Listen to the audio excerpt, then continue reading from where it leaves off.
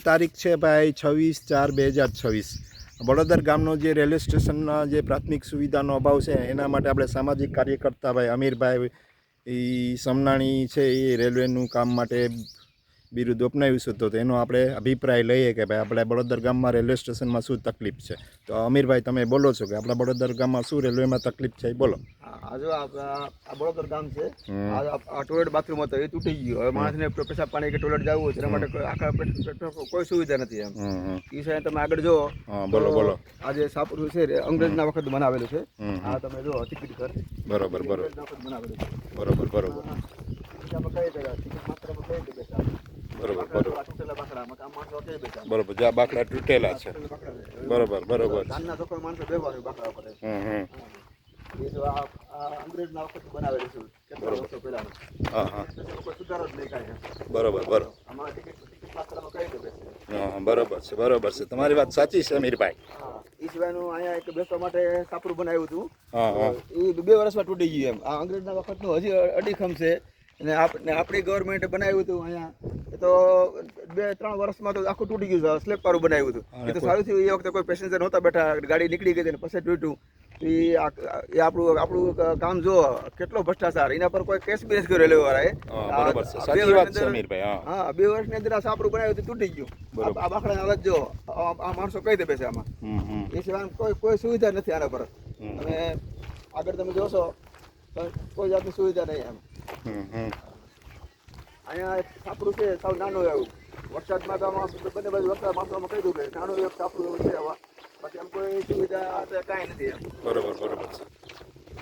અને આગળ બી તમે જોશો તો આ પ્લેટફોર્મ બી સાવ નીચું પ્લેટફોર્મ છે. એમાં ટ્રેન તમે આવો ત્યારે જોશો ખ્યાલમાં આવશે. ટ્રેન કે એની પહેલા વખત જ્યારે મીટર ગેજ લાઈન હતી ને એ વખતનું આ પ્લેટફોર્મ બનાવેલું છે. ને સાવ નીચું છે. અને ડબ્બા જોવો તો કેટલા ઓછા માણસ, સિનિયર સિટીઝન કે નાની ઉંમરના છોકરા કોઈ પ્લેટફોર્મમાં ટ્રેનમાં ચડી ન શકે એમ.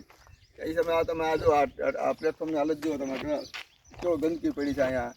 માણસોમાં ઊભે કે રાતના ટાઈમ પર તમે જંગલ જેવું આમાં જુઓ. રાતના ટાઈમે માણસો ઊભું કેટલી ડર લાગે માણસોને. એકદમ અંતરિયાર, કોઈ સુવિધા નહીં, કોઈ ઈસે કોઈ ઇન્ડિકેટર માટે કોઈ સુવિધા નથી. અપારિંગ માણસ હોય તો એના માટે કોઈ સુવિધા. મહિલાની સલામતી તમને નથી દેખાતી અમીરભાઈ? અહીંયા મહિલા કોઈ ઊભી હોય તો કોઈ માણસો છુપાઈ ગયેલા હોય તો આ બધું સાફ કરવું જોઈએ સરકારે. આ સફાઈ કરવું જોઈએ. આમાં કોઈ અવરું માણસો કોઈ હોય એવા ગુંડા તત્વો આમ છુપાઈ જાય ખબર બી ન પડે. રાતના ટાઈમ પર તો માણસોને એકદમ બહુ ડર લાગે એમ.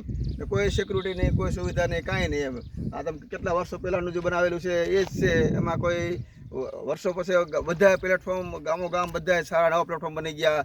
બધી સુવિધા આવી ગઈ. બળોદર ગામે કોઈ સુવિધા જ નહીં. વર્ષો પહેલાની છે એને છે એમ. આપણે આના પહેલા આંદોલન કરેલું કે નહીં અમીરભાઈ? હા, આની પહેલા ઘણી વખત આંદોલન કર્યું, કેટલી અરજી કરી, કોઈ ધ્યાન નથી આપતું.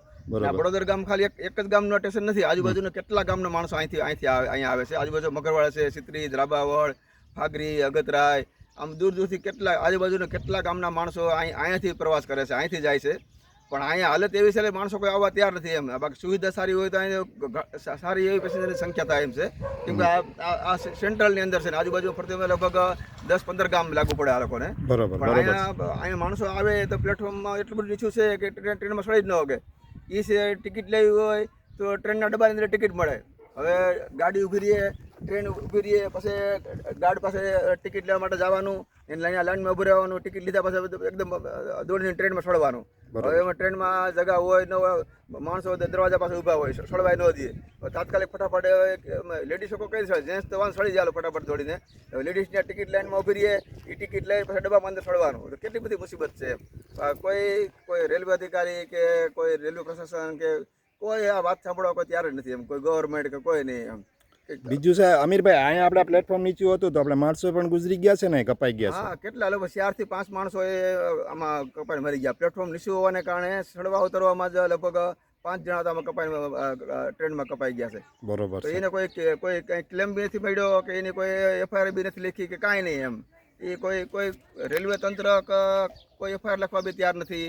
આ જો સાપરું બનાવ્યું હતું 2 વર્ષમાં પડી ગયું. સ્લેબ વાળું બનાવ્યું હતું 2 વર્ષમાં અંદર બધું આખું કડી બૂમ થઈ ગયું હોય તો સારું. એ વખતે ટ્રેન નીકળી ગઈ હતી પછી પડ્યું. બાકી ટ્રેન આવવાનો ટાઈમ હોત ને એ વખતે પડ્યું તો કેટલા માણસો મરી ગયા હોત, ગુજરી ગયા હા, હોત. ગુજરી ગયા હોત. એટલે રેલવે તંત્રની બેદરકારી ખરી નજર આવશે. 100%. અને આપણે બળોદર ગામને અન્યાય થઈ રહ્યો છે, એ વાત સાચી છે ને? હા, 100% થયો હશે. નહીં તો એ બનાવ્યું છે ને સ્લેબ પર સાપરું બનાવ્યું હતું, એના ઉપર કેસ થવો જોઈએ, એના પર ગુનો દાખલ થવો જોઈએ, FIR લખાવવી કોન્ટ્રાક્ટર, જોઈએ. હા, કોન્ટ્રાક્ટર ફ્રીમાં છૂટી ગયો. હા, કોન્ટ્રાક્ટર ઉપર કોઈ કેસ જ નહીં એમ. બધી એના પર બધા મિલી ભગત મળેલા બધા.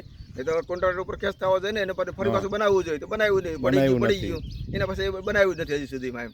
એમાં લાઇટની સુવિધા એ બરોબર છે કે હા, નથી? લાઇટને ક્યારેક જો આ લાઇટ લાઇટ છે એ બરોબર વ્યવસ્થિત છે નહીં, એટલે આમાં લાઇટ બી જોઈએ એવી લાઇટ નથી. લાઇટ નથી અને જંગલ જેવું છે આજુબાજુ વિસ્તારમાં. જો આ બાજુનો વિસ્તાર આપણે બતાવી રહ્યા છીએ, એમાં જુઓ જી તમે, આ બધું રેલવે સ્ટેશન છે, એમાં કોઈ સાફ સફાઈ નથી. અને જો આ નીચું રેલવે સ્ટેશન છે, એમાં જો આ રીતે તકલીફ છે. એટલે અમીરભાઈને આપણે સામાજિક કાર્યકર્તાને આપણે માગણી મૂકીએ છીએ કે અમારા ગામની જે અરજીને એની સમસ્યાનું હલ કરવા માટે આપણે ઉપર અરજી કરવાની થાય છે. એટલા માટે આપણે આ વિડીયો ઉતારી રહ્યા છીએ.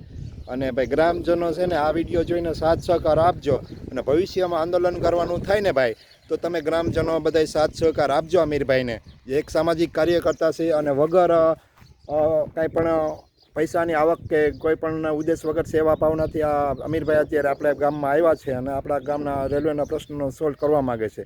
એટલે જે આવજો બધાય મિત્રો. અને અમારો વિડીયો ગમે તો લાઈક, કોમેન્ટ, શેર કરજો. અમે આગળ આ માટે અરજી લખી રહ્યા છીએ અને બધા પ્રયાસો કરી રહ્યા છીએ. તો અમીરભાઈનો આપણો ખૂબ ખૂબ આભાર આ વિડીયો ઉતારવા બદલ. આવજો અમીરભાઈ.